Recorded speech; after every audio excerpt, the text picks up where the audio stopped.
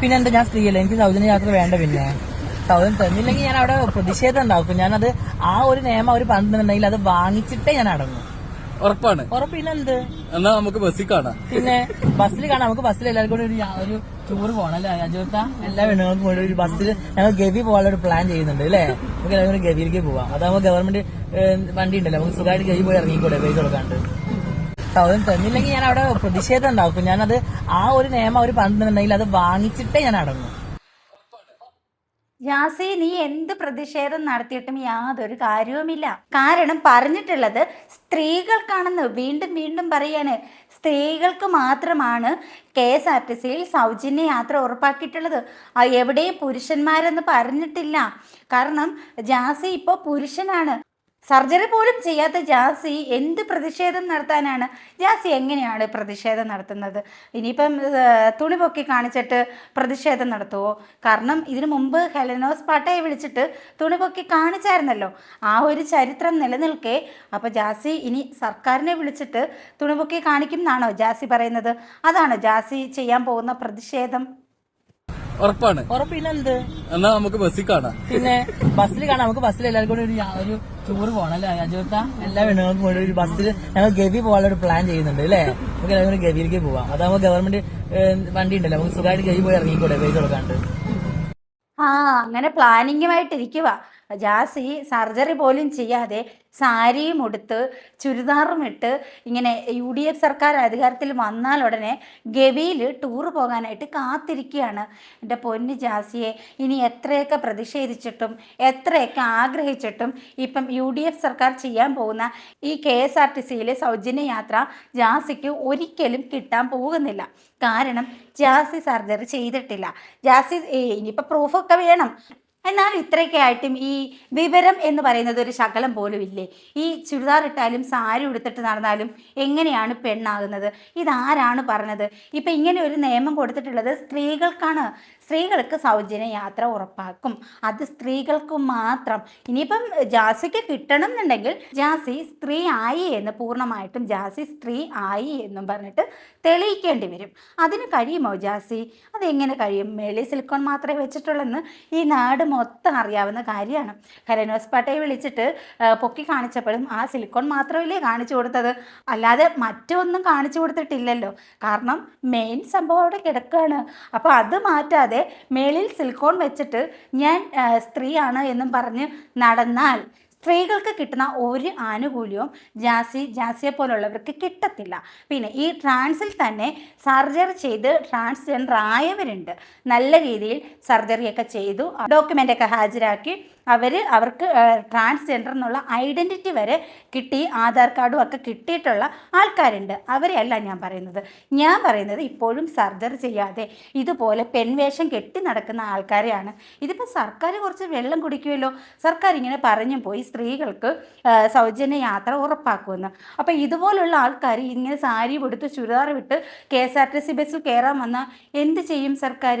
ഇതിപ്പോൾ ഇവറ്റകൾ കാരണം ശരിക്കും സ്ത്രീകൾക്ക് കിട്ടേണ്ട ആനുകൂല്യം പോലും ഇല്ലാതാക്കും. കാരണം സർക്കാരിനെ തന്നെ ധർമ്മസങ്കടത്തിലാക്കുന്ന ഒരു കാര്യമാണ് ഇപ്പോൾ ജാസി പറഞ്ഞിട്ടുള്ളത്. ജാസി ഇങ്ങനെ സാരി ഉടുത്ത് ചുരിദാർ ഇട്ട് സ്ത്രീകളുടെ വേഷമൊക്കെ ധരിച്ച് സ്ത്രീയായിട്ട് ഒരുങ്ങിക്കെട്ടി, എന്നാൽ പുരുഷനാണെന്ന് ഓർക്കണം, സ്ത്രീയായിട്ട് ഒരുങ്ങിക്കെട്ടി ബസ്സിൽ കയറി ഗവിയിലും അവിടെ എവിടെയൊക്കെ പോകാനായിട്ട് ഫ്രീ ആയിട്ട് പോകാമെന്നുള്ള മുഖമായിട്ട് ചെന്നാൽ സർക്കാർ എന്ത് ചെയ്യും? അപ്പം പിന്നെ സർക്കാർ വേറെ മാർഗങ്ങളൊക്കെ നോക്കേണ്ടി വരും. ചിലപ്പോൾ ഈ സ്ത്രീകൾക്ക് തന്ന ആനുകൂല്യം പോലും ഈ ജാസിയൊക്കെ കാരണം നഷ്ടപ്പെട്ടേക്കാം.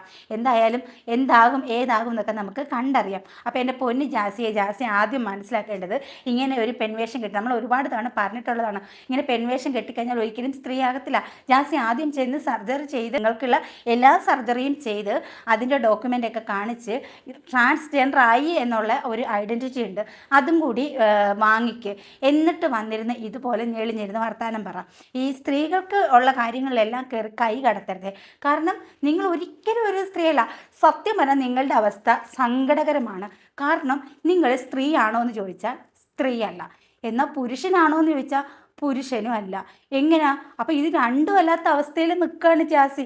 അവിടെയുമില്ല ഇവിടെയുമില്ല, ഈ നടുക്ക് നിൽക്കുകയാണ് ജാസി. കാരണം എന്താണെന്നറിയോ? ജാസി മോളിൽ സിലിക്കോൺ വെച്ചില്ലായിരുന്നെങ്കിൽ പുരുഷൻ എന്ന് പറയുന്നത്, പുരുഷന് ഏതെങ്കിലും പുരുഷന്മാർക്ക് ബ്രസ്റ്റ് ഉണ്ടോ? അപ്പോൾ പുരുഷനായിട്ടുള്ള ജാസി ബ്രസ്റ്റിന് വേണ്ടിയിട്ട് സിലിക്കോൺ വെച്ച് ബ്രസ്റ്റ് ആണെന്നും പറഞ്ഞ് കാണിച്ച് ഇപ്പം പകുതി ആ ഒരു സ്ത്രീയിലും ബാക്കി പകുതി ആ പുരുഷനിലും തന്നെ നിൽക്കുകയാണ്. പകുതി സ്ത്രീയും പകുതി പുരുഷനും എന്നുള്ള രീതിയിലാണ് കാഴ്ചയിൽ നിൽക്കുന്നത്.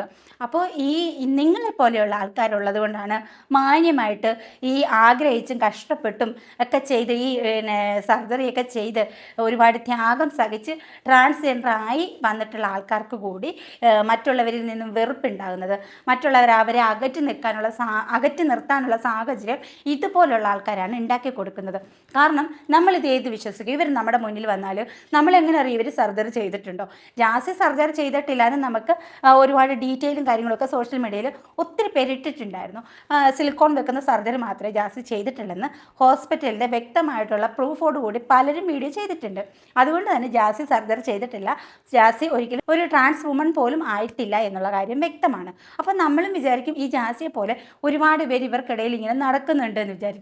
അപ്പോൾ അതുകൊണ്ട് എന്താ സംഭവിക്കുന്നത്? ഈ ശരിക്കും ഈ സർജറിയൊക്കെ ചെയ്തിട്ട് ഈ ട്രാൻസ് വുമൺ ആയിട്ടുള്ള ആൾക്കാരെ പോലും നമ്മൾ സംശയത്തിൻ്റെ കണ്ണോടുകൂടിയേ നോക്കത്തുള്ളൂ. അപ്പോൾ ഇതിനകത്ത് ചെയ്യേണ്ട ഒരു കാര്യം, ഈ ട്രാൻസ്ജെൻഡർ ആയിട്ടുള്ള ആൾക്കാരുണ്ടല്ലോ, നിങ്ങളുടെ കമ്മ്യൂണിറ്റിയിലുള്ളവർ തന്നെ ഇതിനൊരു തടയിടണം. കാരണം ഒരിക്കലും ഒരാളെയും സർജറി ചെയ്യാതെ ഇതുപോലെ വേഷം കെട്ടലും വെച്ചുകെട്ടുമായിട്ട് നടക്കാനായിട്ട് സമ്മതിക്കരുത്. കാരണം ശരിക്കും സർജറി ചെയ്ത് ഒരു ട്രാൻസ് വുമൺ ആയവർക്ക് പോലും ഈ സ്ഥാനം കിട്ടാത്തതിൻ്റെ കാരണം ഇവരെ പോലെയുള്ള ആൾക്കാരാണ്. ഇപ്പം തന്നെ കണ്ടില്ലേ, സാരി ഉടുത്ത് ഒരുമാതിരി കോമാളി വേഷവും കെട്ടിയിട്ട് ഞാൻ സ്ത്രീ ആയി എനിക്ക് ഗവി പോകണം, അതും സർക്കാർ നൽകുന്ന ഫ്രീ ആയിട്ട് യാത്ര ചെയ്യണം, സ്ത്രീക്ക് കിട്ടുന്ന പരിഗണനയിൽ സ്ത്രീക്ക് കിട്ടുന്ന ആനുകൂല്യം കൈപ്പറ്റിയിട്ട് ഗവിയിൽ പോകണം, അതും പുരുഷനല്ല സ്ത്രീയും അല്ലാതെ നിൽക്കുന്ന ഈ ജാസി.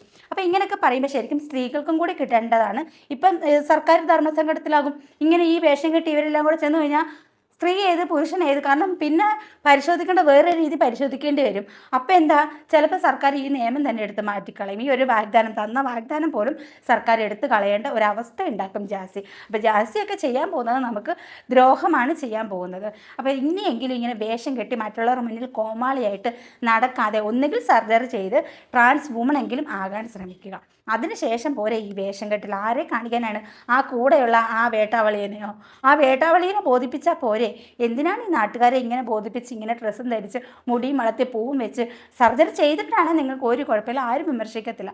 സർജറി പോലും ചെയ്യാതെ ഈ വക കാര്യങ്ങൾ വേഷം കെട്ടിലൊക്കെ ആയിട്ട് നടക്കേണ്ട എന്ത് ആവശ്യമാണുള്ളത്? അതുകൊണ്ടാണ് പലരും നിങ്ങളെ അംഗീകരിക്കാത്തത്. അപ്പോൾ എന്തായാലും നമ്മുടെ UDF സർക്കാർ കുറച്ച് വെള്ളം കുടിക്കും. കാരണം ഇപ്പോഴേ കച്ചകെട്ടി ഇറങ്ങിയിട്ടുണ്ട് വെച്ചുകെട്ടുമായിട്ട്. ഇനിയിപ്പോൾ എത്ര ശരിക്കും പുരുഷന്മാർ സ്ത്രീവേഷം കെട്ടി വരാനും ചാൻസ് ഉണ്ട്. കാരണം ഫ്രീ ആയിട്ട് യാത്ര ചെയ്യാമല്ലോ. അപ്പോൾ എന്തായാലും കണ്ടറിയാം എന്തൊക്കെയാണ് നമ്മുടെ കേരളത്തിൽ ഇനി നടക്കാൻ പോകുന്നതെന്ന്. അപ്പോൾ നിങ്ങളുടെ അഭിപ്രായം കൂടി നിങ്ങൾ കമൻറ്റ് ചെയ്യാൻ മറക്കരുത്. വീഡിയോ ലൈക്ക് ചെയ്യുക, ഹൈപ്പ് ചെയ്യുക, സപ്പോർട്ട് ചെയ്യുക. മറ്റൊരു വീഡിയോ ആയിട്ട് വീണ്ടും കാണാം. ടാറ്റാ.